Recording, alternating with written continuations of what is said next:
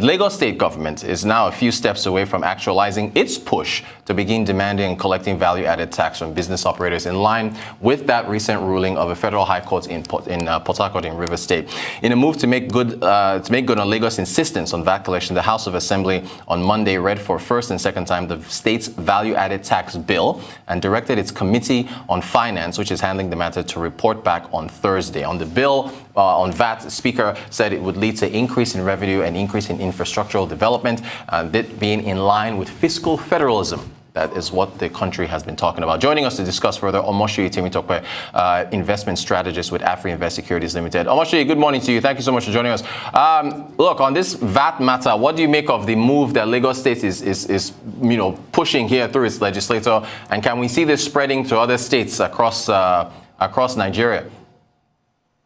All right, thank you, Rotus, for having me. So, it's actually very important at this time because state governments are struggling financially, and in fact, this should have even been done by other states because Lagos State, Abuja, and Ogun State, in terms of IGR to total revenue ratio, these three states are the only ones that account for about 50%. Other states are less than that. So, meaning over 30 states in Nigeria rely on FAC for their revenue. For instance, over 80%, more than 7 or 9 states in the north rely on the federal government for over 80% of their revenue, of their inflows. So at this particular time, is actually is expected that state governments will want to push hard so as to get more money to finance obligation.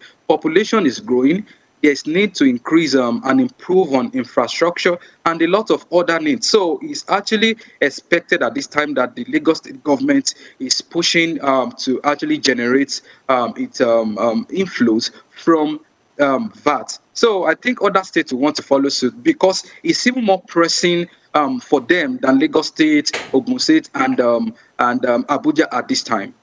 Now, thank you so much for that, Omoshi. So what about on the flip side, the federal government, the FIRS? I mean, that's the headline now, that they are reaffirming their ability to collect. It's expected that they would fight this. Well, let's assume this, this will go to the Supreme Court. We'll see what the outcome is. But assuming the states, this ruling is in favor of the states, what's the impact on revenue for the federal government? Well, certainly it will reduce revenues to the federal government because going by 3-year estimates, Nigeria gets about 1.1 trillion and 1.5 trillion, between 1.1 trillion and 1.5 trillion from VAT. So this money that used to go to the government will now go to the state. Although we would say that maybe in terms of the welfare impact, because the state governors are closer to the people, we think that could have maybe a better welfare impact. But on the overall, in the short run, we might not really see a major change in total revenue for the country. But for the states, it's positive. For the federal government, it's negative because definitely the revenue will be shortfall by about 1.1 to 1.5 trillion naira. Thanks so much. What about, you mentioned, of course, the states that make up 55 or 50% or more in terms of in terms of VAT, right? Lagos and the other couple states, Abuja, Ogun, and so on.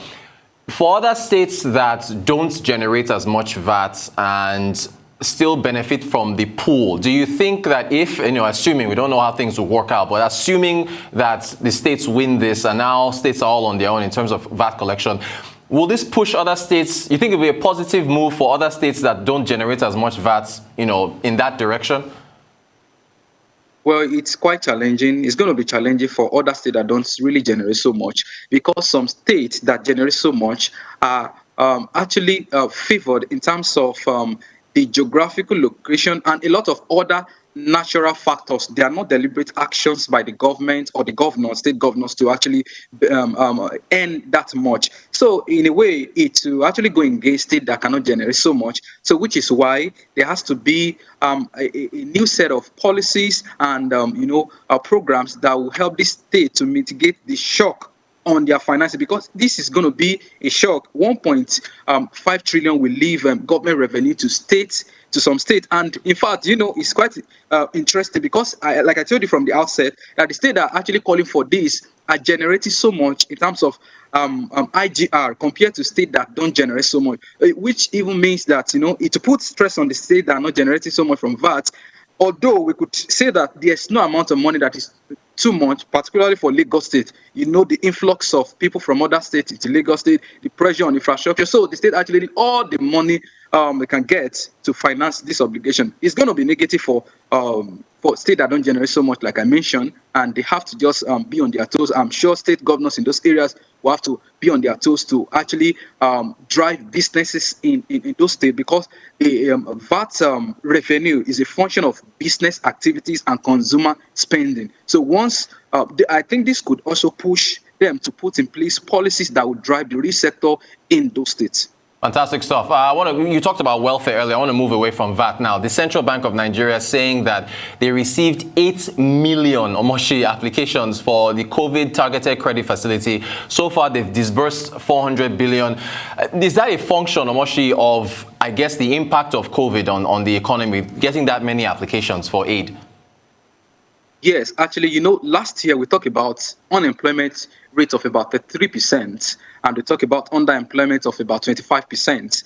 And although you would say that maybe because the economy is now reopened, business activities are now coming back, maybe that could have decelerated. But we know that there's now structural change in the economy in terms of employment. And you agree with me that there's still a negative output gap, which was also corroborated during the last MPC meeting. Nigeria output gap is about over 5%, which means that the government needs trillions of naira to actually bridge the output gap. So what do I mean by negative output gap? When you are performing below your potential. So it is very important, and it's a right and policy at this time to actually support areas of the economy, household, businesses, because these are major drivers of the economy. Nigeria consumption spending account for over 60% of the GDP. So it's very important at this time that the CBN is actually taking this decision, and I think it's good for the economy.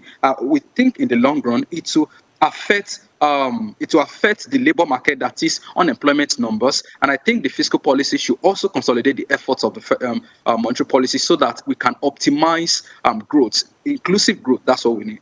Omoshi Temitope, investment strategist with Afri Invest Securities Limited. Thank you so much for joining us. Appreciate your time.